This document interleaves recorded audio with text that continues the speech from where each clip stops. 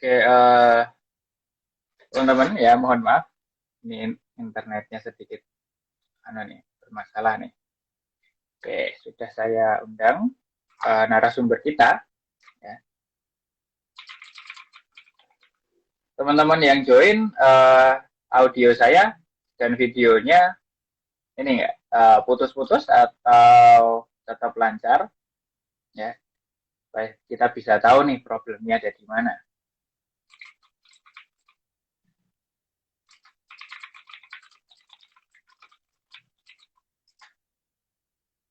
Oke, lancar ya.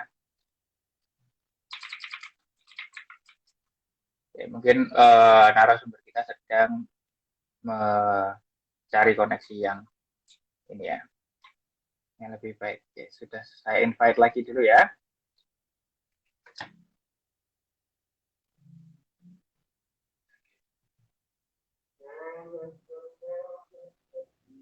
Oke, please welcome Mbak Iyat. Oke. Mungkin lancar ya Mbak Iyat.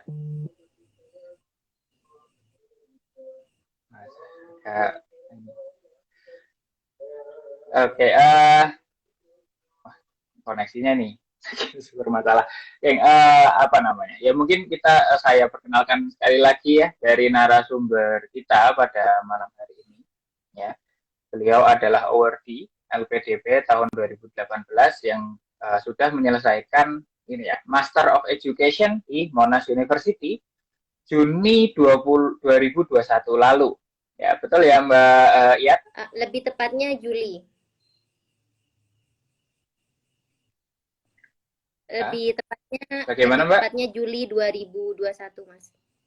Tahun kemarin. Oh, Juli. Iya. Juli ya nih. Berarti ini saya belum update nih ya, Juli 2000. Oke, tapi kita tentunya tidak terlalu delve too deep into the university ya. Kita lebih ya, sesuai dengan yang kemarin sudah disampaikan di posternya, ya kita lebih akan membahas terkait dengan LPDP, ya mungkin dari proses mendaftar, lalu tesnya, ya biasanya yang paling challenging adalah tesnya gitu, enak kalau kita bisa dapat bocoran-bocoran gitu kan.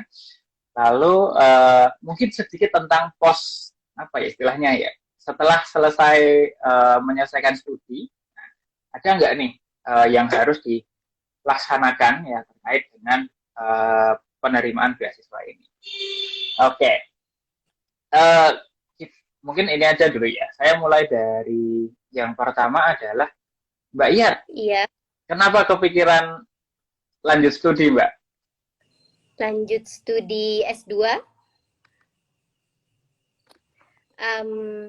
Kalau dulu saya belum pernah waktu S1 itu belum sempat kepikiran untuk lanjut S2 ya. Halo Mas Suta, ini kedengeran suara saya? Halo Mbak, agak putus-putus ini. Oh gitu ya. Sekarang sudah kedengeran?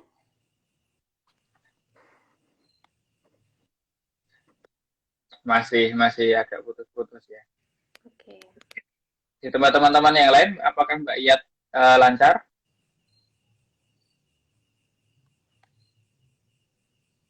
Halo? Lancar ya? Halo Mbak Iyat? Iya. Lancar ya? Sudah kedengeran suara saya? Oke. Nah, sudah cukup jelas sekarang. Iya. Jadi dulu pertama kali itu kepikiran untuk kuliah S2 karena pada saat S1 itu saya sempat gagal untuk masuk PTN untuk dapat beasiswa bidik misi pada saat itu. Jadi pengennya itu saya kuliah S1 di PTN dengan beasiswa bidik misi kayak gitu. Nah, ternyata saya gagal di beasiswanya. Akhirnya saya memutuskan untuk ya sudah untuk S1 tidak masalah, saya nggak keterima di PTN, tapi nanti untuk S2 saya akan kuliah S2 di luar negeri kayak gitu. Jadi seperti titik baliknya di situ pada saat saya gagal untuk masuk PTN pada saat S1 kayak gitu. Oke, berarti karena ini ya lebih ke sebuah ambisi yang tertunda waktu S1 gitu. Karena pengen akhirnya pengen S2 tapi pakai beasiswa di luar negeri. Betul, betul sekali. Oke. Nah, ini sebuah motivasi yang mungkin untuk saya sendiri ya, sebagai saya kan apa namanya pekerja kreatif gitu, yang relatif kalau misalkan bekerja secara kreatif bingung nih mau S2 tapi biasanya nggak butuh sampai gelar-gelar tinggi gitu kalau misalkan mau ambil di bagian kerja kreatif. Nah, mungkin teman-teman yang di sini juga punya motivasi seperti itu kan, terkait dengan apa namanya pengen S2 di luar negeri gitu. Nah, pertanyaannya adalah penting nggak sih Mbak punya motivasi yang istilahnya motivasi yang spesifik gitulah untuk melanjutkan studi, terutama kalau misalkan pakai LPDP nih. Ya. Sangat perlu kalau menurut saya. Jadi pertama pasti kita tanyakan dulu ke masing-masing kayak gitu ya. Tujuan untuk S2 itu apa kayak gitu. Jadi kalau memang misalnya nanti misalkan jenjang karirnya tidak memerlukan pendidikan lanjut untuk S2 ataupun S3 kayak gitu, mungkin kuliah atau studi lanjut itu bukan hal yang wajib bagi kita. Kayak misalnya contohnya misalkan kayak Mas Yuta, misalkan bidang karirnya itu ternyata tidak memerlukan untuk studi lanjut kayak gitu, ya tidak masalah. Atau misalnya karirnya itu tidak membutuhkan studi lanjut, namun secara pribadi ingin menambah keilmuan. Nah itu mungkin jadinya penting, karena itu kembali ke diri masing-masing. Kalau saya pribadi pada saat itu, karena memang setelah studi itu rencana mau menjadi pengajar, tenaga pengajar, terutama di universitas kayak gitu. Jadi mau tidak mau saya harus kuliah kayak gitu, harus kuliah S2 dan mungkin juga bukan mungkin lagi karena profesi saya saat ini itu adalah sebagai dosen, maka saya harus lanjut S3 kayak gitu.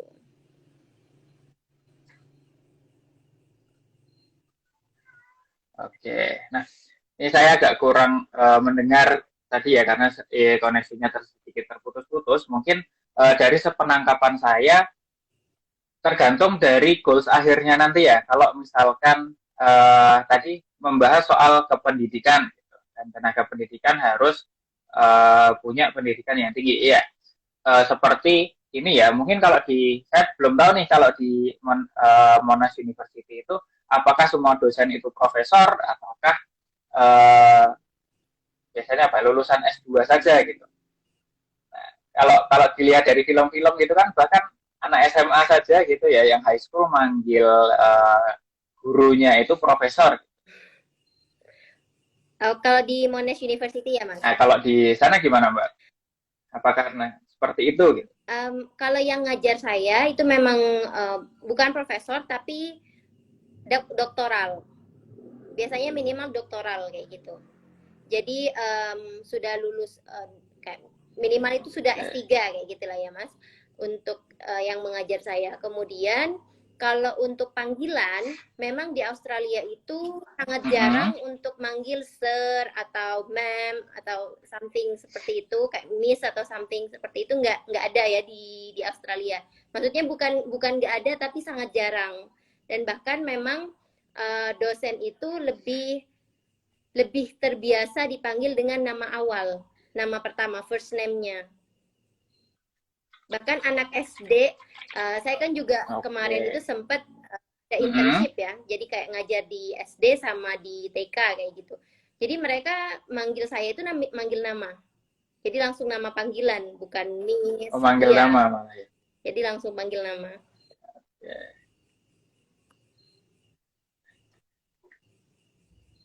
Oke, sebentar ya Mbak, sepertinya koneksi saya yang agak bermasalah.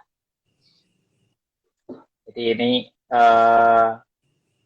apa namanya? Tapi yang ini saya lihat previewnya dia lancar. Nah, mungkin koneksi saya aja nih yang sedikit trouble. Oke, tadi sedikit terkait dengan yang namanya goals ya. Goals ketika mau mengambil S2, studi lanjut, baik S2 ataupun S3.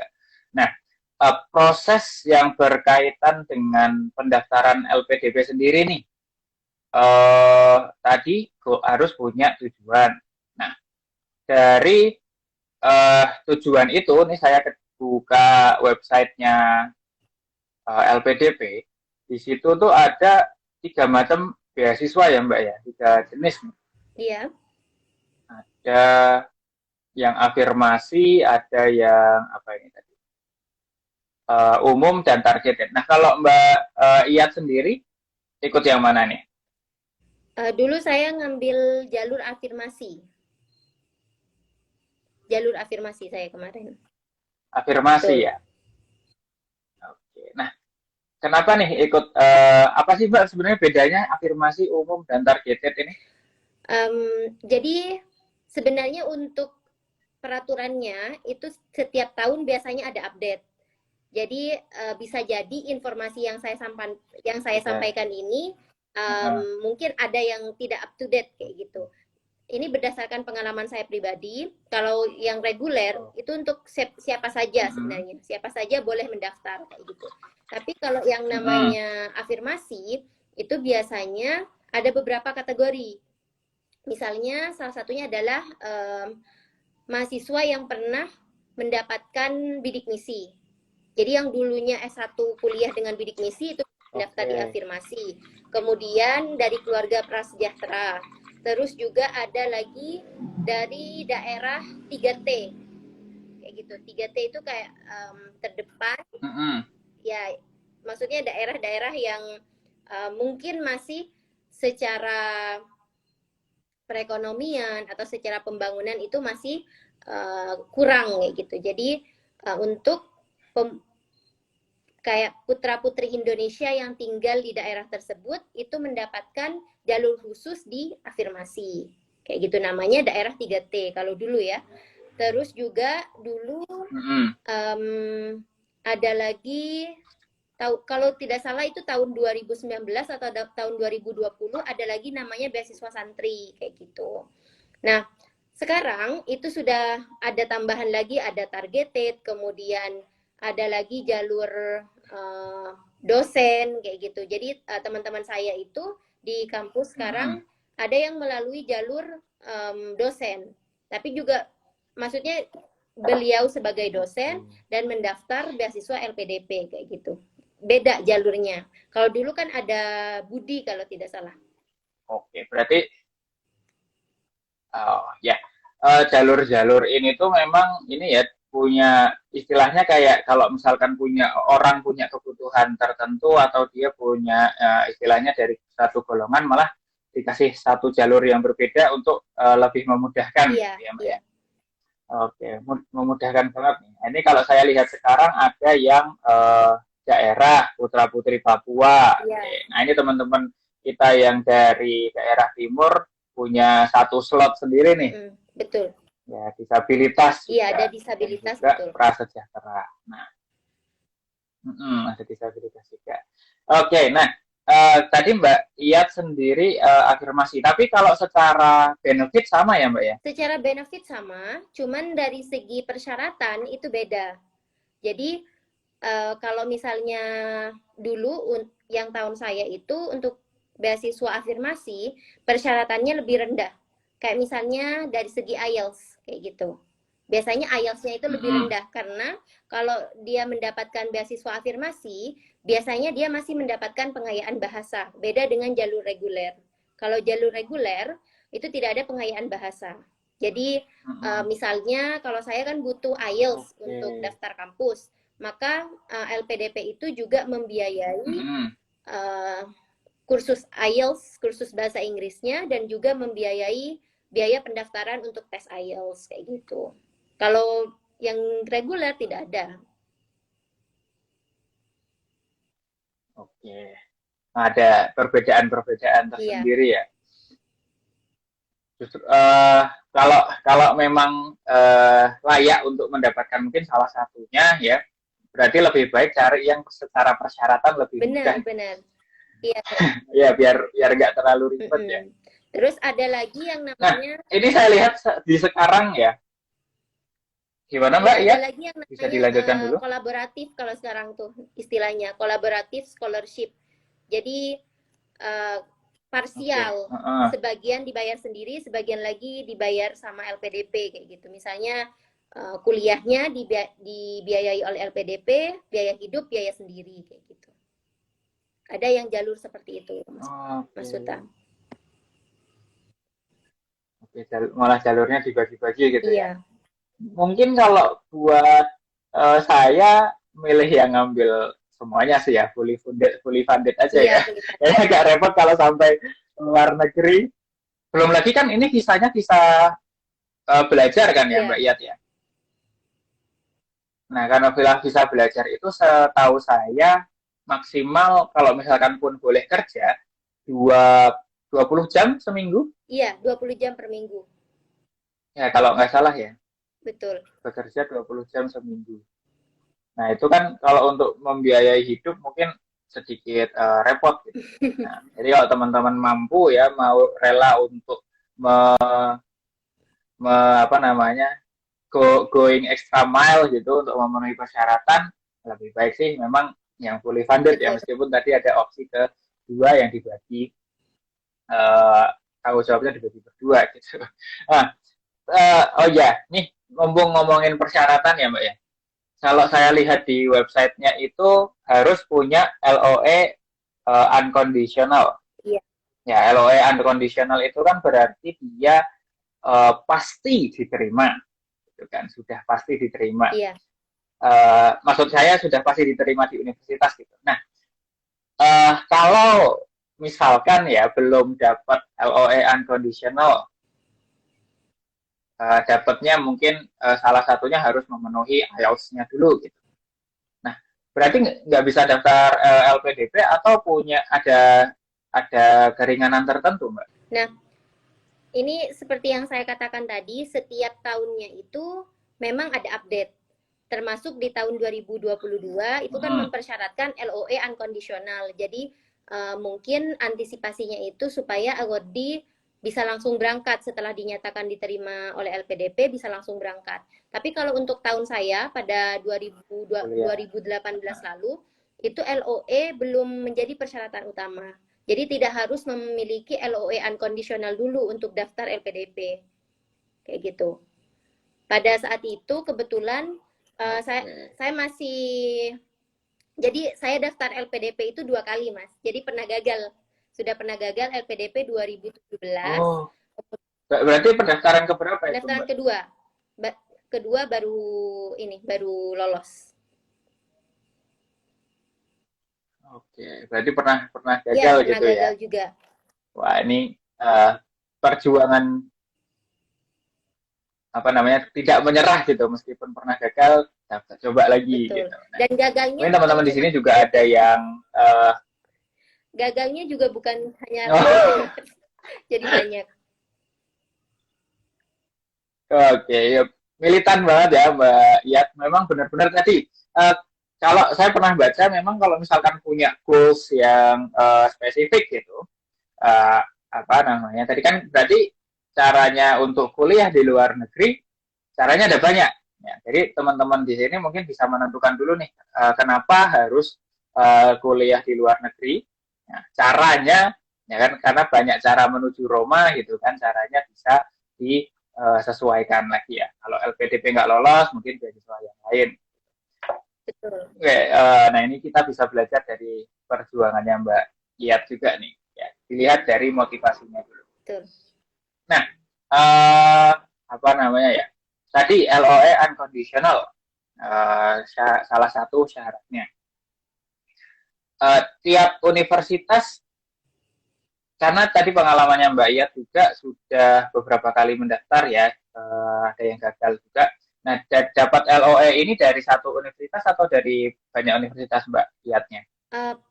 Kebetulan yang untuk saya pribadi, pada waktu itu memang jurusan yang saya inginkan itu di Monash. Jadi saya daftarnya memang khusus di Monash. kayak gitu. Yeah. Jadi saya memang nggak daftar di universitas lain di Australia, jadi memang satu hanya di Monash University, kayak gitu. Untuk teman-teman, Berarti cuma di Monash aja iya, gitu ya? kalau ceritanya teman-teman saya yang sama-sama awardee, Sama kayak saya nih. iya, kalau teman-teman itu bisa dapat LOE kondisional dari beberapa kampus kayak gitu. Kalau saya pribadi memang daftarnya hanya di Monash, jadi dapatnya satu LOE hanya dari Monash. Hanya satu LOE ya. Susah nggak Mbak dapat LOE-nya seperti itu? Kita langsung menghubungi kampusnya kan Ya, berarti? jadi kalau di Australia itu kita bisa menghubungi kampus secara langsung, secara pribadi itu bisa, dan memang tidak ada biaya pendaftaran yang saya tahu. Yang kedua, kita bisa menggunakan agen. Sekarang kan sudah banyak agen-agen. Oke, ada berarti bisa sendiri Iya, pakai pakai agen. agen, dan agennya itu juga kita nggak perlu bayar, gratis biasanya. Nah, kalau dari agen itu memang sudah kerjasama dengan kampus dan mungkin informasinya juga lebih banyak kayak gitu. Tapi kalau misalnya teman-teman nanti mau daftar sendiri melalui Nah, link di kampus, kayak misalnya di website kayak gitu, juga nggak masalah. Karena di sana juga sudah lengkap kayak gitu, Mas. oke, berarti kalau misal tadi nggak pakai agen sendiri, nggak yang ini ya, nggak yang berbayar, Nggak ada berbayar. biayanya. Pakai agen juga nggak berbayar. Oke, agen sendiri tahu infonya dari mana Mbak? Saya biasanya ikut ke Edufair kayak gitu, cari blog yang membahas tentang beasiswa luar negeri. Nah, pada saat itu saya sangat masih ingat sebelum saya memutuskan untuk belajar bahasa Inggris, saya dulu belajar di kampung Inggris, belajar bahasa Inggris di kampung Inggris Pare. Nah, sebelum saya berangkat ke sana, saya sudah searching dulu di blog tentang beasiswa ke luar negeri, dan di sana sudah ada banyak sekali informasi tentang agen-agen yang bisa membantu untuk mendaftarkan kita ke kampus luar negeri kayak gitu. Jadi bisa dapat di situ, atau misalnya pada saat di Kediri saya sering ikut Edufair.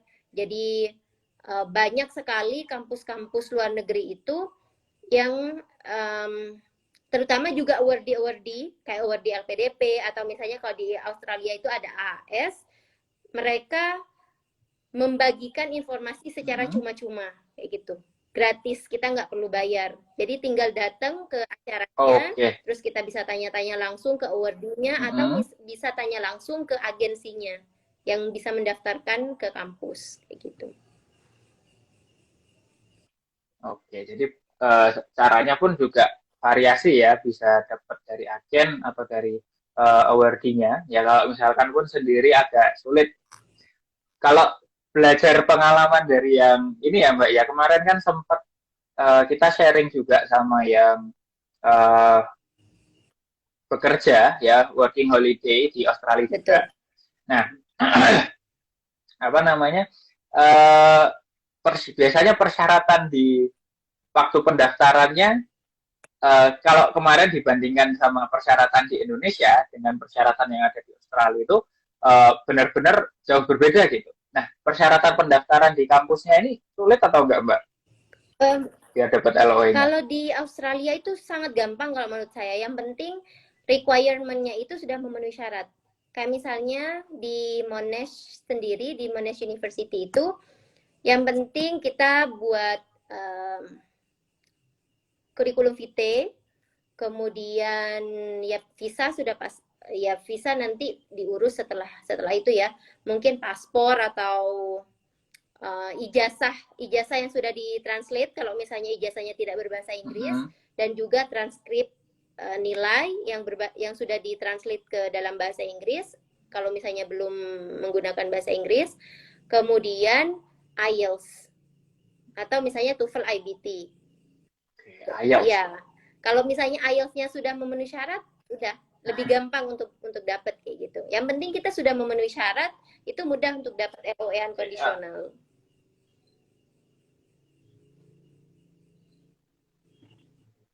Oke. Kalau asalkan tadi ya IELTS sudah memenuhi syarat, ya lebih mudah. Nah, durasinya berapa lama, Mbak? dapat dari mendaftar sampai dapat LOE gitu? Oh, pada waktu itu eh, kebetulan punya saya itu agak lama, tapi saya sudah lupa, kayaknya sampai berbulan-bulan. Tapi ada juga punya teman itu yang dia cepat. Jadi kayak tergantung mas, tergantung kadang ada yang cepat, kadang ada yang lama. Seperti punya saya. Punya saya itu sampai berbulan-bulan karena pada waktu itu saya minta tolong agensi, saya minta tolong agen waktu mendaftar. Karena menurut saya informasinya mungkin lebih mudah diakses daripada saya harus baca di website. Tapi sebelum saya mendaftar ke agen, sebelum agen mendaftarkan saya ke kampus, saya sudah buka websitenya dulu. Saya pelajari dulu mata kuliahnya apa saja, kemudian persyaratan-persyaratannya apa saja, kayak gitu. Jadi nggak semuanya saya serahkan ke agen kayak gitu. Jadi agen itu cuma membantu mendaftarkan saja.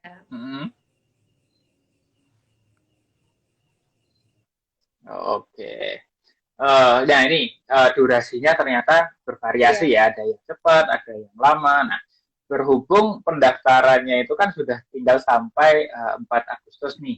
Nah, mungkin kalau teman-teman yang sampai sekarang berarti masih berniat ya, berhubung juga syaratnya ada LOE unconditional itu. Nah, mungkin berarti untuk sementara ini sambil menunggu batch selanjutnya dibuka ya, bisa sambil belajar-belajar lagi gitu ya, dari tadi mempersiapkan juga transkrip apa namanya nilai dan dari ijazah yang harus dibahasa Inggriskan ya, bahasa Inggriskan diterjemahkan.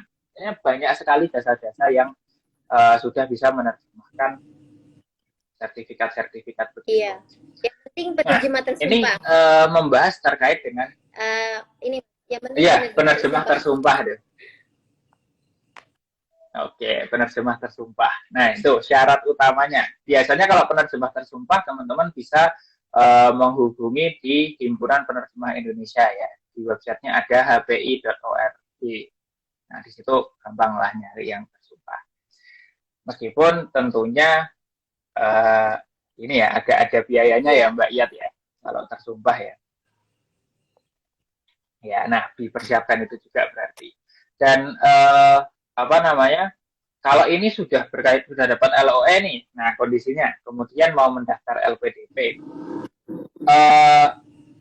persiapan yang paling penting dilakuin apa nih Mbak? Kalau misalkan sudah terdaftar, lalu tinggal menunggu tes-tesnya saja.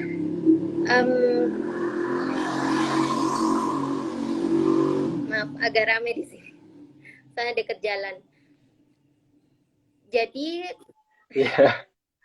Jadi kalau untuk seleksi administrasi, menurut saya itu kelengkapan dokumen itu sangat penting. Jadi semua, bukan hanya LOE unconditional, semua berkas itu harus lengkap, terutama esai. Esainya itu harus itu yang agak ya, esai kan ada di pendaftaran LPDP itu biasanya diminta kayak misalnya itu personal statement, kemudian rencana studi atau study plan kayak gitu. Jadi itu memang yang harus dipersiapkan secara matang. Dan juga persyaratan lain seperti surat keterangan sehat dari rumah sakit terdekat kayak gitu. Dari rumah sakit ya pemerintah itu juga penting karena itu juga butuh biaya dan ya lumayan kita butuh waktu untuk ke rumah sakit untuk tes karena tesnya itu ada beberapa termasuk tes TBC, kemudian tes kesehatan, tes narkoba, ya itu kayaknya 3 itu. Oke, ya tadi 2 hal nih menurut saya yang baru tadi essay itu biasanya beasiswa emang banyak essay-nya dan 3 hal, personal statement dan juga rencana belajar ya Mbak tadi kalau nggak salah ya. Nah, rencana studi. Oke. Dari 3 hal itu ada nggak Mbak kayak kira-kira apa sih yang paling perlu untuk kita sampaikan gitu? Kayak semacam keywordnya gitu deh. Iya. Kalau untuk esai sebentar saya sambil lalu lihat yang 2022 ya biar maksudnya informasinya juga update. Kalau yang dulu punya Ya. saya itu hanya untuk 2017 itu tentang kesuksesan terbesar dalam hidup Anda. Itu satu esainya. Kemudian yang Mm-mm. kedua adalah study plan. Tapi di 2018 itu berubah namanya Study menjadi plan. statement of purpose sama study plan. Kayak gitu. Nah, Ya. untuk sekarang ternyata namanya itu adalah komitmen kembali. Oh, bukan. Jadi ada beberapa esai termasuk yang personal statement sama rencana studi. Kalau isinya itu biasanya di LPDP itu sudah ada keterangannya, kayak misalnya kalau personal statement itu lebih ke bagaimana kita, kalau kata kasarnya itu bagaimana kita mempromosikan diri ke LPDP, kayak gitu. Jadi kita Mm-mm. mempresentasikan apa yang sudah kita lakukan, kayak misalnya background kita seperti apa, kemudian nanti untuk studi itu kenapa kok kita mau studi dan setelah studi itu mau ngapain, kayak gitu. Itu harus relate antara before, kemudian ongoingnya itu Mm-mm. kita ngambil mata kuliah apa, kemudian after studinya itu ngapain. Itu harus relate. Untuk punya saya seperti itu dulu, dan memang harus unik.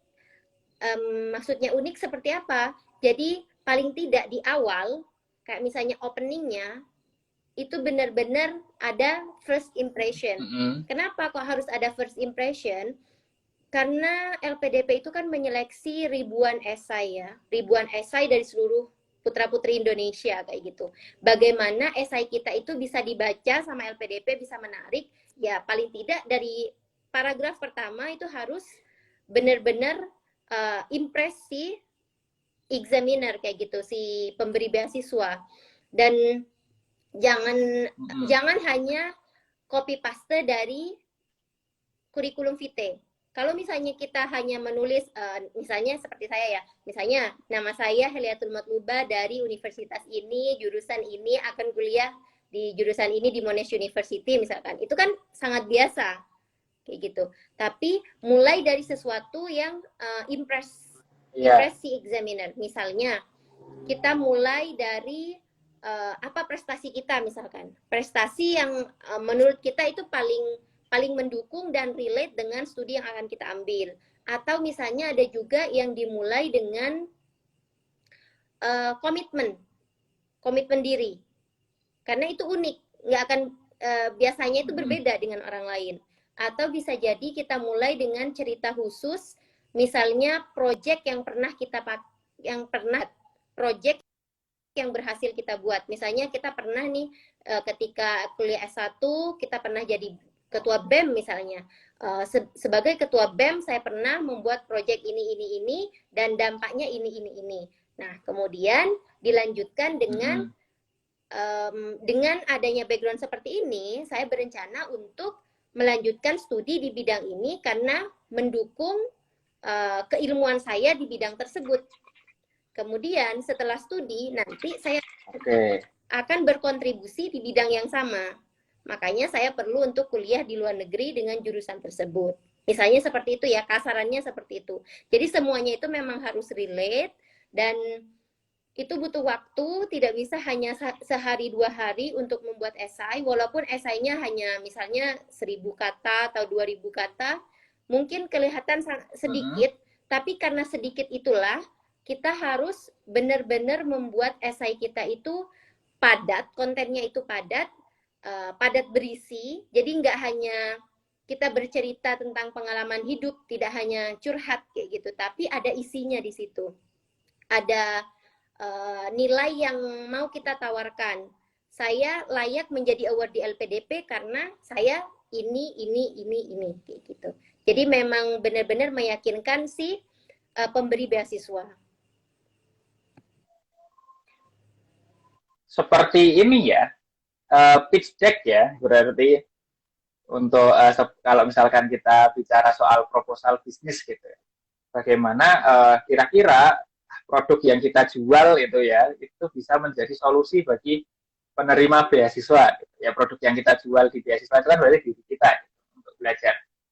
Dan ini menarik ya karena selama ini gitu kita tahu kalau mungkin saya sendiri sih ya, saya tak sendiri tahunya kalau nulis ya nulis aja, mengalir ide-idenya, ya sudah dicari idenya dulu terus mengalir gitu. Tapi ternyata kalau yang berkaitan dengan esai LPDP ini lebih sangat disarankan untuk kita bisa melihat gambaran besar dulu, ya dari awal kan tadi ada before, sedang, kemudian afternya seperti apa gitu. Dan ini balik lagi ke awal tadi ya, motivasi tadi. Ya, ketika motivasi, jurusan, terus bisa selaras dengan dampak yang mau diberikan, justru malah meskipun dengan esai yang singkat, itu justru malah yang ini ya dicari ya Mbak. Betul. Ya. Betul. Jadi kalau misalnya, nah ini dari teman-teman ya yang ya gimana Mbak ya? Jadi kalau misalnya perusahaan itu punya proposal bisnis, mungkin kita punya profil diri, self profile kayak gitu. Kita ibaratnya itu sedang, mohon maaf ini mungkin kata kasar ya, seperti sedang menjual diri kita untuk pemberi beasiswa kayak gitu. Bagaimana pemberi beasiswa ini mau membiayai kita untuk kuliah, dan kenapa kok kita layak untuk dibiayai, apa nanti timbal baliknya ke pemberi beasiswa kayak gitu ya. Salah satunya dengan bentuk kontribusi yang akan kita berikan. Apa kontribusi yang bisa kita berikan? Ya di bidang kita lagi. Dan juga ini catatan pentingnya, kita ketika kita menggambarkan kontribusi yang ingin kita berikan ke Indonesia khususnya yang sudah memberikan beasiswa kepada kita, jangan terlalu muluk-muluk, jangan terlalu besar. Misalnya saya ingin mengubah, misalnya di jurusan saya ingin memajukan pendidikan di Indonesia misalnya. Itu kan ya mungkin dampak akhirnya ingin seperti itu, ingin memajukan pendidikan di Indonesia misalnya. Tapi dengan saya seorang diri ingin memajukan pendidikan di Indonesia yang sangat besar, apakah itu possible? Apakah itu mungkin? Kayak gitu. Jadi jangan terlalu tinggi, maksudnya bukan terlalu tinggi, jangan terlalu besar, tapi ubah goals-nya itu menjadi kecil-kecil kayak gitu. Jadi biar kita step-nya itu terarah, jadi spesifik. Misalnya kita ingin memajukan pendidikan di Indonesia misalnya, itu tujuan besarnya ya secara general. Tapi pendidikan seperti apa yang mau kita ubah? Di daerah mana yang bisa kita ubah? Kemudian bentuk kontribusi seperti apa yang bisa kita berikan. Misalnya saya akan mengajar di universitas saya yang berada di daerah yang terpencil, di daerah yang mungkin kurang berkembang misalnya, dan saya akan mengajar di bidang keguruan. Saya akan mendidik para calon guru di bidang ini supaya metode mengajarnya itu lebih sesuai dengan kebutuhan siswa misalnya. Itu kan lebih spesifik dibandingkan saya bilang saya akan memajukan pendidikan di Indonesia. Padahal Indonesia sangat luas dan saya hanya seorang diri, apakah saya akan mampu mengubah pendidikan di Indonesia kayak gitu. Jadi intinya itu goals-nya itu harus benar-benar spesifik, achievable, measurable, dan rasional. Kayak gitu. Oke, berarti ini kalau dari guideline ini ya SMART gitu ya Mbak ya, spesifik, measurable, achievable gitu ya. Nah, mengikuti guideline SMART untuk jadi istilahnya jadi judul esainya nanti. Bisa jadi. Judul esai ataupun yang di bagian tulis-tulisan. Oke. Nah, masih terkait dengan tulis-menulis nih Mbak ya. Tadi saya baca, jadi di salah satu tesnya itu ada yang writing on the spot. Iya. Oh, itu 2022 itu ada ya? Waktu Mbak Lia juga ada? Iya, ada waktu itu.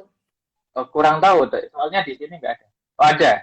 Writing on the spot. Oke. Nah, strateginya gimana Mbak? Misal nanti ya 2022 ternyata ada juga. Writing on the spot, kalau dari pengalaman saya, itu mirip seperti IELTS Writing Task 2. Kalau misalnya teman-teman itu pernah sedang belajar IELTS, biasanya itu sudah familiar dengan Writing Task 2, di mana kita menyampaikan opini terhadap suatu isu. Nah, biasanya isu yang diberikan sama LPDP itu terkait dengan isu-isu yang dia fenomenal biasanya ya, yang update. Jadi waktu itu saya update di berita biasanya. Saya update di berita banyak ya misalnya lihat di YouTube atau misalnya di koran online kayak gitu di website. Jadi saya cari isu-isu terkini yang sedang booming, yang sedang hangat diperbincangkan. Nah, kemudian saya buat semacam ide kayak misalnya opini saya tentang isu tersebut. Nanti akan dikembangkan seperti halnya kita menulis writing tas 2 IELTS. Yang mana kita menyampaikan opini kita, alasan-alasannya kayak gitu. Kemudian untuk penulisannya ya seperti biasa, academic writing, jadi ada introduction, kemudian ada body, terus ada conclusion, kayak gitu.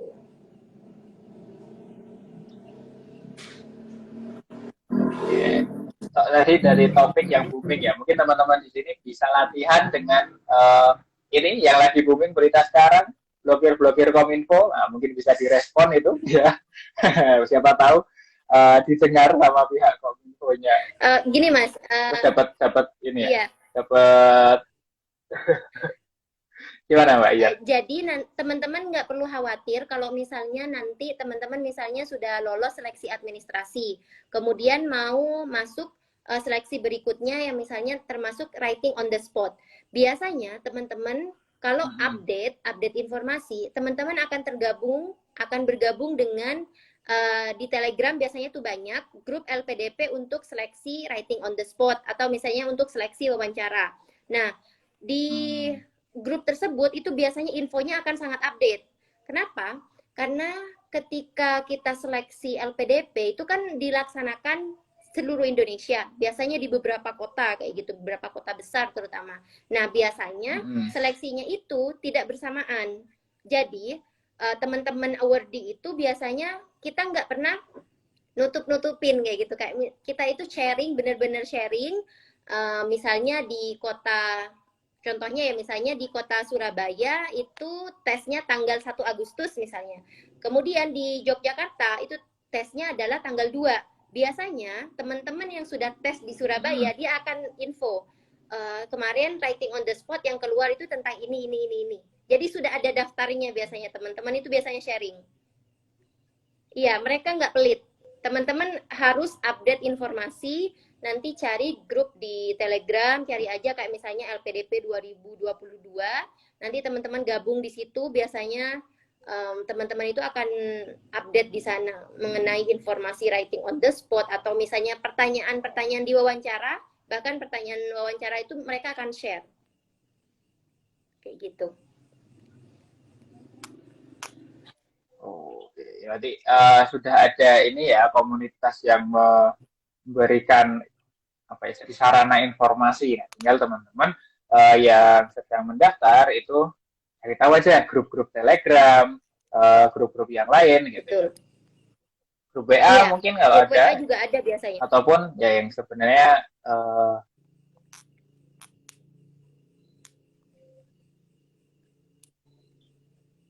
oke. Ya, itu tadi yang disampaikan sama Mbak Yat ya terkait dengan kanal-kanal informasinya. Kalau salah satu jenis tes yang mungkin bikin saya deg-degan adalah wawancara. Ya, kalau wawancara ini kira-kira ada ini nggak Mbak, ada tips and triknya atau ada salah satu pertanyaan yang wah ini nih yang paling harus diwaspadai. Oke. Ini juga yang menjadi bahan evaluasi saya ketika gagal LPDP yang pertama. Jadi 2017 itu saya gagal di tahap wawancara. Nah, setelah saya evaluasi ternyata pada saat akan mengikuti seleksi wawancara itu memang saya kurang persiapan. Jadi harusnya saya latihan dulu.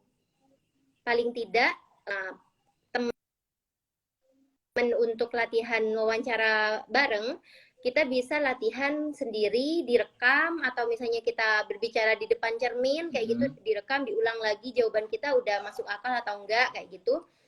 Nah, kalau misalnya kita punya komunitas, nggak usah banyak-banyak, kayak misalnya 3 orang atau 5 orang, itu sudah lebih dari cukup kalau menurut saya, tapi konsisten. Jadi kita latihan bareng, ada satu yang menjadi pewawancara, kemudian yang 4 jadi ini peserta kayak gitu, peserta yang diwawancarai. Jadi kita latihan. Pada waktu itu di 2018 itu seperti itu yang saya lakukan. Sebelum wawancara berlangsung kayak seminggu atau bahkan 2 minggu atau mungkin 1 bulan sebelum wawancara, saya latihan sama teman-teman.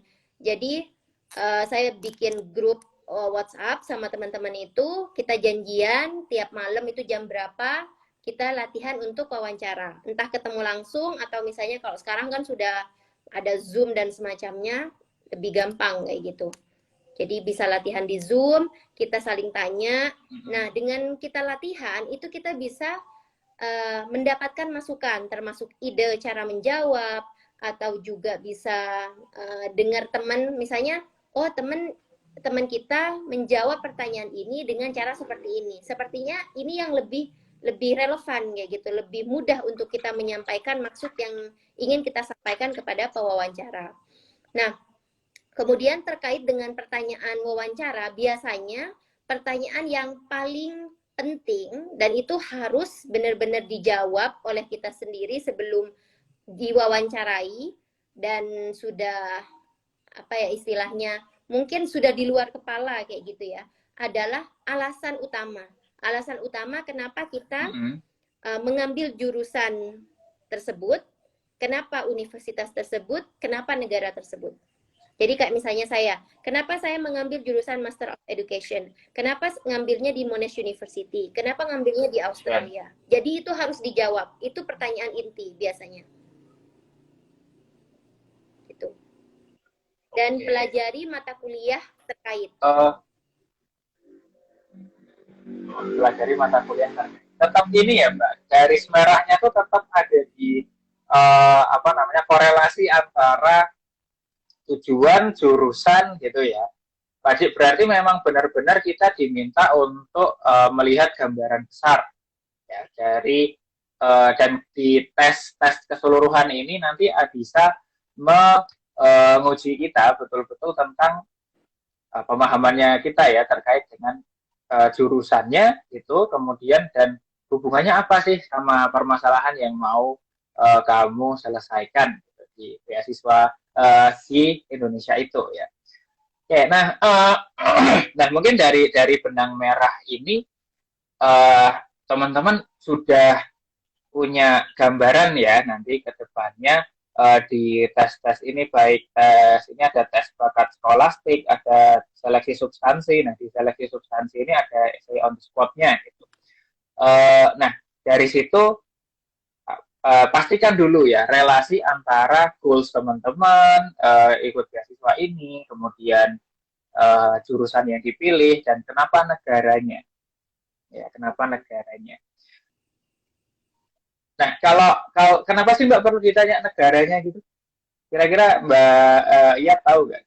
Oke, jadi biasanya kalau kita mau menjelaskan kayak misalnya ya, ketika kita ditanya, why do you choose your major? Why do you choose Master of Education as your course for master's degree? Misalnya kayak gitu.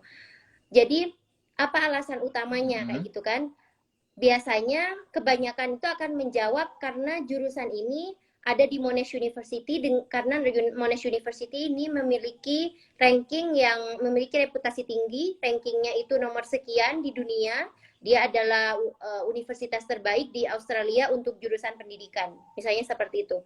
Nah, jawaban seperti ini tidak salah, tapi ini sangat common, gitu, sangat common. Jadi kita harus spesifik dulu ke jurusan. Kenapa kok saya harus mengambil jurusan pendidikan? Kenapa kok pendidikannya itu, saya kan mengambilnya Master of Education in Expert Teaching Practice. Jadi lebih ke teaching method, kayak gitu, lebih ke teachingnya. Nah, kenapa kok harus mengambil teaching method? Karena tujuan saya adalah saya ingin menjadi dosen di universitas pada saat saya kuliah S1, di mana di sana itu ada, misalnya ya, di sana ada 10 dosen, kemudian ke-10 dosen ini bidangnya itu lebih ke sains murni, sedangkan saya butuhnya itu sedangkan di kampus saya di fakultas itu membutuhkan dosen yang spesifik di teaching method, dan maka dari itu saya akan mengisi kekosongan tersebut dengan mengambil mata kuliah terkait tentang teaching method, karena nantinya saya akan menjadi dosen di universitas tersebut dan keilmuan saya akan sangat berguna karena nanti saya akan mengajar calon guru yang memang membutuhkan metode-metode pengajaran terkini, terbarukan berdasarkan research, dan saya akan berbagi ilmu di sana, dan saya yakin saya bisa berkontribusi di bidang tersebut. Nah, itu spesifik. Terus kenapa kok harus jurusan tersebut? Memangnya hanya ada di Monash University. Nah, saya sampaikan bahwa di universitas lain itu juga ada jurusan Master of Education, tapi ada beberapa mata kuliah yang tidak sesuai. Sedangkan di Monash University, mata kuliahnya spesifik tentang teaching method itu sangat banyak. Dan saya akan mengambil mata kuliah tersebut. Jadi saya sudah hafalkan. Sebelum wawancara, saya sudah hafalin nama mata kuliahnya, kemudian mata kuliahnya itu tentang apa, termasuk misalnya salah satu contohnya itu adalah expertise in teaching, dan itu khusus spesifik di Master of Education in Expert Teaching Practice. Dan itu tidak ditawarkan di universitas lain. Kayak gitu.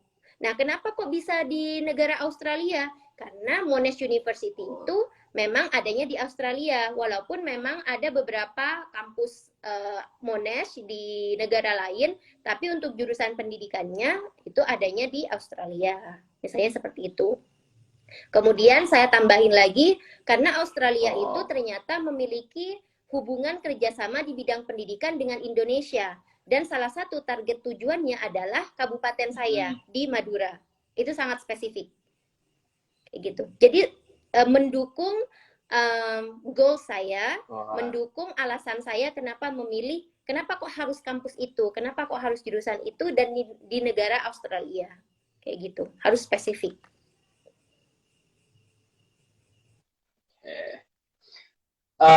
Ini berarti menjawab satu pertanyaan saya tadi ya, kenapa sih harus tahu jurusan-jurusannya, kemudian bukan jurusan deh, apa namanya, mata kuliahnya ya Mbak ya. Betul. Tadi ya kalau nggak salah disebutkan. Harus tahu dari jurusan yang mau teman-teman tuju.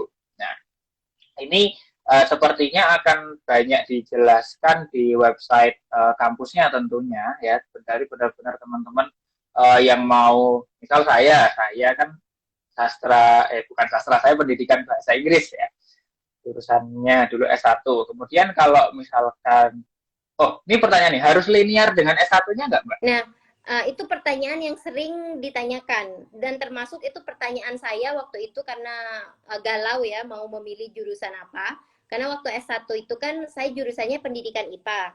Nah, saya galau antara memilih mau lanjutkan di pendidikannya atau di IPA murninya.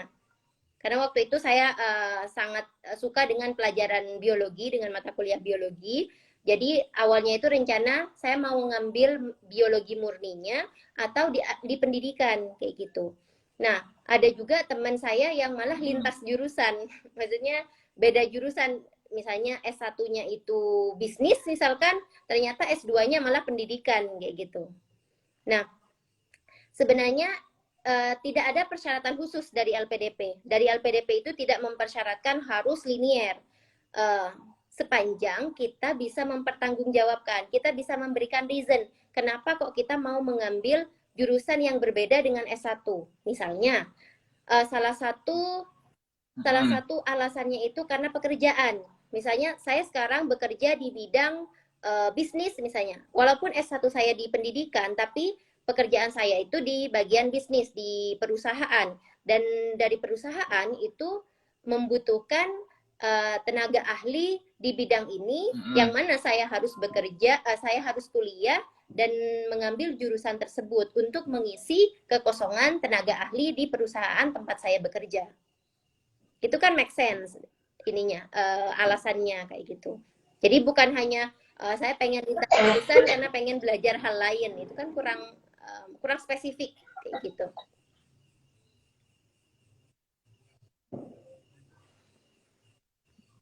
Oke. Ya,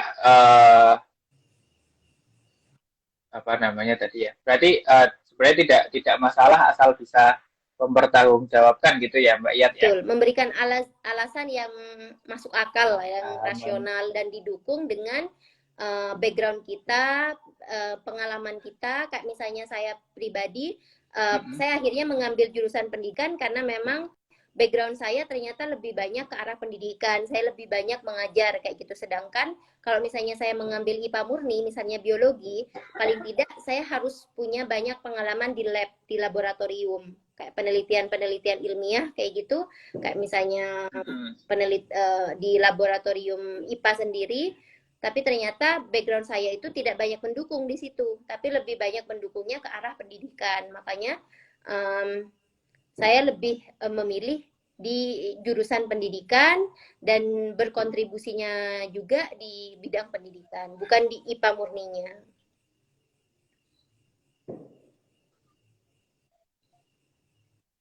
Oke, ya.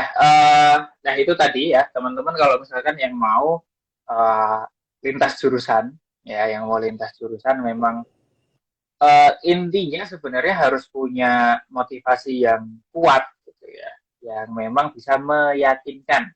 Ya memang sama seperti ini ya, uh, pitching deck tadi yang saya bilang ya, kalau misalkan kita bisa meyakinkan si investor, ya kan ibaratnya LPDP ini adalah investor kita ya, investor untuk membiayai apa yang dampak yang bisa kita berikan, ya itu intinya seperti itu. Terutama di bagian wawancara tadi ya, cukup menurut saya cukup tricky ya, karena harus ada benar-benar pertanyaan yang sangat mendalam. Ya, belum lagi kalau misalkan teman-teman uh, kayak saya ya, saya sebenarnya ini sebelum kita mulai live ini ya, saya benar-benar gugup gitu. Nah, karena uh, apa ya ya saya nyaman ya ketika sudah ngobrol kayak gini, tapi kalau baru mulai awal-awal, wah itu bisa jadi masalah banget nih, apalagi nanti kalau di waktu wawancara ya. Nah, dan solusinya adalah yang untuk teman-teman yang sama seperti saya ya, gugup di awal tadi bisa latihan ya di depan cermin atau bersama audiens kecil tadi ya, dari teman-teman yang juga ikut apa namanya seleksi LPDP. Nah, untuk teman-teman yang di sini ya yang ada pertanyaan mungkin bisa disampaikan ya, mumpung ada yang apa namanya, ada narasumber kita ini yang sudah berpengalaman ya, tentunya menjadi salah satu awardee LPDP. Nah, sambil menunggu pertanyaan dari teman-teman, nah ini saya mau lanjut nih ke sesi selanjutnya, bukan sesi selanjutnya sih, tapi bagian pertanyaan selanjutnya. Tentang ini nih, kalau misalkan nanti sudah terima ya, sudah jadi awardee, ada ini nggak Mbak, ada ketentuan yang memang ya sebagai awardee, ya, awardee LPDP harus kita lakukan gitu, sebagai istilahnya seperti tanggung jawab dari menerima beasiswa itu, ada nggak? Oh, sudah pasti ada, Mas. Jadi kalau sekarang itu, kalau kita lihat di bukletnya LPDP, itu salah satu syaratnya kan memang kita harus kembali ke Indonesia, berkontribusi ke Indonesia seperti yang kita tuliskan di esai, seperti yang kita sampaikan di wawancara kayak gitu. Dan di situ ada persyaratan tambahan. Jadi di bukletnya itu saya sambil baca ya. Jadi kembali ke Indonesia dan berkontribusi Ya. di Indonesia selama 2 kali masa studi ditambah 1 tahun setelah selesai studi secara berturut-turut. Jadi 2N+1. Kalau misalnya kita kuliahnya itu 2 tahun, berarti 5 tahun total. Kayak gitu. 5 tahun. Oke. Berkontribusi sesuai dengan Bidangnya. yang ditulis tadi ya. Kalau dilalahnya, kebetulan ya, ternyata setelah kita menerima beasiswa, terus lulus nih ya, lulus, dan ternyata kontribusi yang kita berikan ya berbeda dari apa yang kita tuliskan gitu. Misal nulisnya tadi pengen Mbak Iya tadi ya mengajarkan metode pendidikan. Ternyata di prakteknya ya justru malah tidak linear dengan pendidikan tadi. Misal jadi lebih ke menjadi peneliti aja gitu. Itu bisa nggak, Mbak? Sebenarnya ini ya kembali ke masing-masing ya, kembali ke diri masing-masing. Kalau memang ternyata setelah kita setelah studi, kita balik ke Indonesia, tujuan yang pertama itu ternyata sudah tidak relevan lagi, karena kan sudah 2 tahun setelah kita kuliah kan. Jadi mungkin ada kebutuhan yang jauh lebih mendesak yang harus kita lakukan dan kita harus berkontribusi di bidang itu, ya mungkin kalau menurut saya tidak masalah sepanjang itu sama-sama memberikan manfaat kayak gitu. Karena kan ya itu tadi kita harus update mungkin goals yang pernah kita sampaikan ketika di LPDP itu, ketika wawancara LPDP mungkin sudah tidak relevan untuk kita setelah studi kayak gitu. Mungkin yang lebih relevan, mungkin lebih urgent yang tadi, misalnya di masalah penelitian, dibutuhkannya di bidang penelitian, ya sebenarnya tidak masalah kayak gitu. Kalau mungkin persyaratan yang khusus itu untuk beasiswa afirmasi untuk daerah 3T.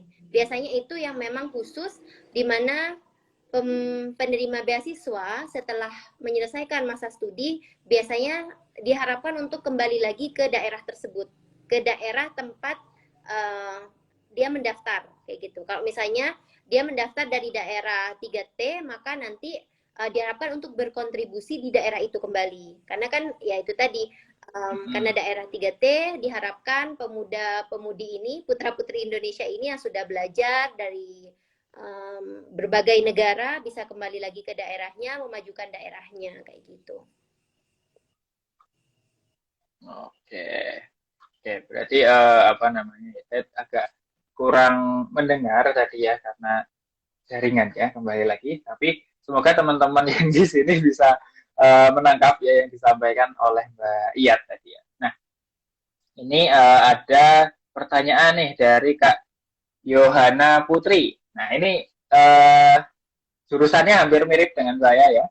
S1 Sastra Inggris lebih relevan mengambil jurusan apa, Kak? Nah, kalau saya masih gampang ya, bisa ambil seperti Mbak Iyat gitu, pendidikan gitu. Nah, kalau Sastra Inggris ini gimana ini? Oke. Kira-kira apa, Mbak? Ada saran? Gitu? Sebenarnya tadi kembali lagi ya ke goals-nya. Untuk Kak Yohana mungkin bisa ini lagi ya, kayak misalnya difikirkan lagi goals-nya sebenarnya untuk mengambil S2 itu untuk apa? Maksudnya nanti setelah studinya itu mau jadi apa? Mau berkarir di bidang apa kayak gitu. Kalau misalnya memang yang dibutuhkan ternyata malah bukan di sastra Inggrisnya, tapi malah pendidikan bahasa Inggrisnya, misalkan bisa mengambil TESOL, Teaching English untuk non-native kayak gitu, non-native speakers. Kayak misalnya di Indonesia, jadi mengajar bahasa Inggris di negara yang bukan native. Nah, misalnya mau khusus di pendidikan bahasa Inggrisnya. Atau kalau misalnya memang ingin mengembangkan keilmuan di bidang sastra Inggrisnya, mungkin bisa jadi mengambil linguistik. Kayak gitu. Lebih ke linguistik. Ada teman saya yang mengambil. Berarti kembali lagi.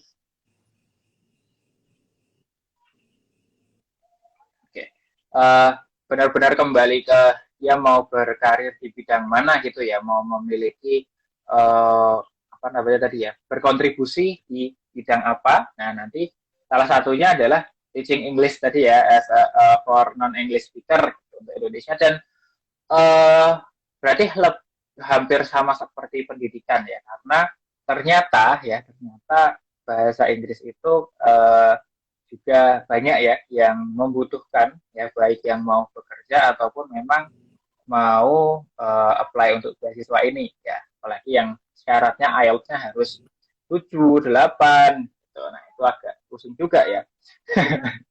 Oh, ini Mbak, mungkin ya dari pertanyaan teman-teman. Nah ini ada satu lagi nih pertanyaan sebelum saya ada satu pertanyaan pamungkas tapi agak kembali sedikit gitu. Nah, ada satu pertanyaan lagi dari Kak Diam tanpa kata. Wah, pertanyaannya adalah kalau sudah terlanjur masuk jurusan yang bukan minat gimana Kak? Oke. Nah ini susah nih, merasa salah jurusan. Iya. Terjebak kayaknya ya, terjebak di jurusan. Ya, itu tadi ya. Karena ini mungkin beda orang, beda cara menjalani kayak gitu.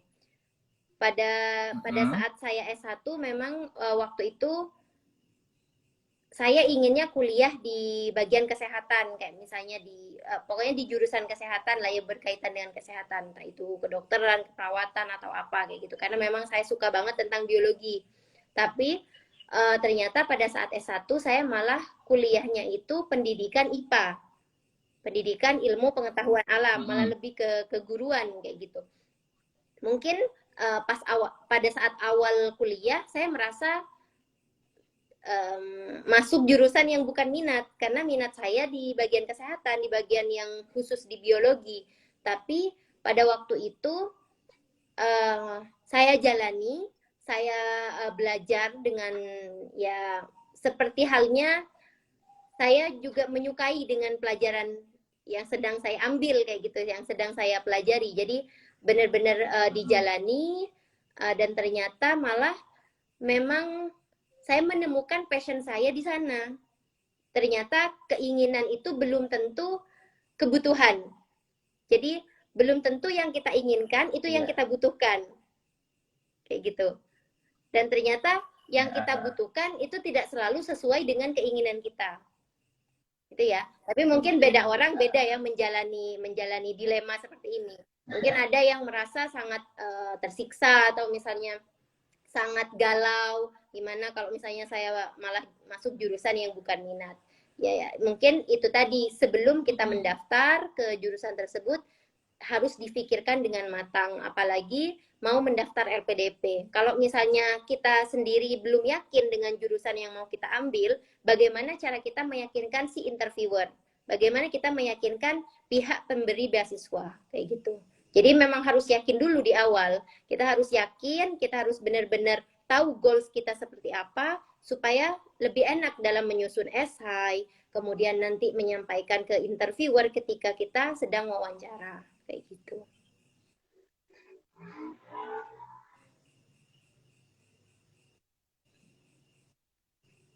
Oke, nah ini mungkin menjawab pertanyaannya Kak Diam tanpa kata tadi ya. Memang harus lagi-lagi ya tidak masalah ketika kita bisa meyakinkan si investornya. Iya. Gitu ya. Nah ini ada pertanyaan terakhir, kayaknya yang ini saya bisa bantu jawab ya. Dari Kak Fani _Cela, Kak lebih baik daftar LPDP dulu atau daftar untuk dapat LOE dulu? Nah ini sebenarnya jawabannya ada di websitenya LPDP gitu ya. Jadi salah satu syarat untuk mendaftar LPDP adalah punya beasiswa, punya LOE unconditional. Ya, jadi lebih baik langkah pertamanya tentunya mendapatkan LOE dulu. Ya, dengan caranya tadi bisa dari ini yang disampaikan sama Mbak Iyat, bisa dari apa tadi Mbak namanya ya, agen gitu ya, bisa dibilang agen. Atau kita cari sendiri lewat kampus mana yang yang mau kita tuju.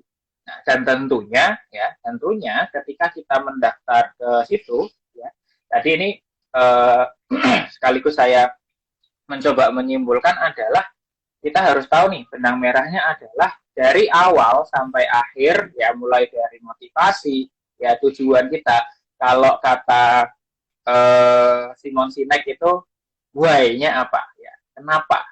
Nah kenapanya itu harus solid dulu ya, dan tentunya relevan dengan apa yang mau kita berikan kontribusinya terhadap Indonesia ya dengan jurusan kita yang mau kita daftar itu. Dan dari segi esai-esainya pun juga harus selaras dengan why dan jurusannya itu tadi. Ya, kurang lebih gitu ya, Mbak Yat ya. Nah, itu mendaftar LOE dulu lebih baik ya untuk Mbak Fani ya. Dan ini oke, ini ada terakhir ya. Bagi tips dong cara mudah dapat informasi ke luar negeri. Nah, ini yang struggle-nya saya juga ya sebagai dulu masih kayak informasi pasti gampang kok dapatnya. Oh, ternyata tidak semudah itu ya terkait beasiswa. Banyak banget yang saya ada beasiswa PPA, beasiswa apalagi itu yang dulu waktu kuliah ternyata nggak tahu infonya. Nah, ini gimana nih? Tips dong cara dapat informasi ke luar negeri. Oke, silakan Mbak Yat. Oke, Mas Yuta. Sedikit saya tambahkan untuk LOE tadi. Jadi benar yang dikatakan Mas Yuta, di persyaratan itu memang sudah ada, persyaratannya adalah LOE unconditional. Cuman saya mau mungkin sedikit sharing aja. Mungkin teman-teman di sini sudah banyak yang tahu LOE itu apa. Tapi saya ingat dengan pengalaman pribadi, waktu itu saya nggak tahu LOE itu apa. Jadi belum tahu sama sekali LOE itu apa. Jadi LOE itu adalah Letter of Acceptance. Jadi surat tanda penerimaan dari kampus. Nah, LOE sendiri itu ada dua tipe. Yang pertama adalah kondisional atau surat penerimaan bersyarat. Yang kedua adalah LOE unconditional, tidak bersyarat. Jadi yang diminta oleh LPDP itu adalah yang tidak bersyarat. Jadi persyaratan itu semuanya sudah terpenuhi, termasuk syarat bahasa Inggris, IELTS, kayak gitu. Nah, kalau yang satunya kita bisa dapat dari kampus, biasanya lebih mudah, yaitu LOE kondisional. Kenapa? Karena LOE kondisional ini biasanya dia diterima dari kampus, tapi masih ada syaratnya. Salah satu syaratnya adalah mungkin bahasa Inggrisnya belum memenuhi syarat. Misalnya skor IELTS-nya belum nyampe, kayak gitu, atau skor TOEFL-nya belum nyampe, kayak gitu ya. Jadi teman-teman juga mungkin perlu untuk belajar tentang LOE ini, karena waktu itu saya antara LOE kondisional sama unconditional. Nah, untuk tips mendapatkan beasiswa ke luar negeri, untuk sekarang itu menurut saya itu sudah sangat melimpah ruah ya, sudah sangat banyak, termasuk di grup WhatsApp, termasuk di grup Telegram, atau misalnya teman-teman yang aktif di Instagram, teman-teman follow aja Instagram misalnya, termasuk kayak misalnya Elf Education, biasanya dia juga sharing kan tentang beasiswa ya Mas ya. Jadi kan sharing tentang beasiswa ke luar negeri, karena beasiswa ke luar negeri itu bukan hanya LPDP ya teman-teman. Dari setiap negara, bahkan hampir tiap negara itu dia punya beasiswa sendiri. Jadi misalnya ke Australia itu dia punya Australian Award Scholarship atau AAS. Terus di Jerman dia punya DAAD. Kemudian di UK dia punya Chevening. Terus di Amerika dia punya Fulbright. Terus juga di Eropa itu ada Erasmus. Terus di kampus misalnya di Turki ada Turkiye Bulslari kalau nggak salah sebut saya ya. Terus di Jepang itu ada Monku, saya agak susah nyebutnya, Monku kagak apa ya, istilahnya seperti itu, agak susah saya nyebutnya. Terus di Cina juga ada, di Korea juga ada, hampir tiap negara itu punya beasiswa. Jadi tinggal teman-teman mau cari atau enggak, kayak gitu. Informasinya udah banyak. Atau misalnya teman-teman cari aja, ketik aja di Instagram atau misalnya di YouTube info beasiswa ke luar negeri. Kemudian follow IG-nya. Di situ bakalan update informasi. Nanti setelah follow IG-nya, teman-teman akan gabung di grup kayak Telegram atau di grup WA kayak gitu. Jadi sangat banyak. Kemudian bisa juga teman-teman hadir ke acara EduFair. Biasanya banyak banget kampus-kampus luar negeri itu mengadakan EduFair. Biasanya di kota-kota besar itu ada. Teman-teman bisa datang ke situ, bisa ketemu langsung, bisa tanya langsung ke perwakilannya. Itu akan lebih informasinya lebih spesifik dan lebih ngobrolnya itu lebih enak dibandingkan melalui WhatsApp atau melalui Telegram kayak gitu. Oke. Ya, terima kasih Mbak Iyat ya. Tadi informasinya banyak banget. Benar ya, setiap negara punya apa namanya ya beasiswanya masing-masing ya. Dulu saya pernah mau mendaftar DAAD ke Jerman, cuman karena website pendaftarannya pakai bahasa Jerman yang saya sangat tidak tahu, jadi bingung ya, dan akhirnya tidak lolos tentunya ya. Jadi teman-teman memang benar-benar ketika mau mencari informasi beasiswa itu sekarang sudah sangat mudah ya. Tinggal di Google beasiswa 2022 itu sudah keluar semua ya. Selain itu juga ya nanti di hari Senin di Elf Education akan post ini beasiswa selain LPDP ya, dan ini dari brand-brand ya, dari brand-brand nanti ditunggu aja, jangan lupa notifikasinya dinyalakan ya. Dan juga tentunya apa namanya, kalau teman-teman membutuhkan ini ya kursus tadi untuk memenuhi IELTS-nya mungkin sampai 7, 8, 9 ya, Elf Education siap membantu teman-teman ya. Nanti silahkan ditanyakan ke admin di tanggal berapa IELTS itu dibuka ya, TOEFL juga ada. Nah, dan I think it concludes our live session today ya, Q&A-nya. Nah, kalau teman-teman mau bertanya-tanya bisa follow IG-nya Mbak Iyat ya. Nanti di DM ya, insya Allah Mbak Iyat akan membalas ya pertanyaan teman-teman sesuai dengan yang diketahui Mbak Iyat tentunya. Nah, saya mau ucapkan terima kasih kepada Mbak Iyat sudah sharing-sharing informasi terkait dengan pendaftaran tadi ya, awal-awal LPDP harus dipersiapkan apa, waktu tesnya juga seperti apa ya. Pada akhirnya memang kita harus bisa melihat secara gambaran besarnya seperti apa ya, agar bisa menjadi salah seorang awardee gitu ya, karena terlihat nih dari awal sampai akhir, oh ternyata goals kita selalu goals dan kenapanya kita itu selalu selaras.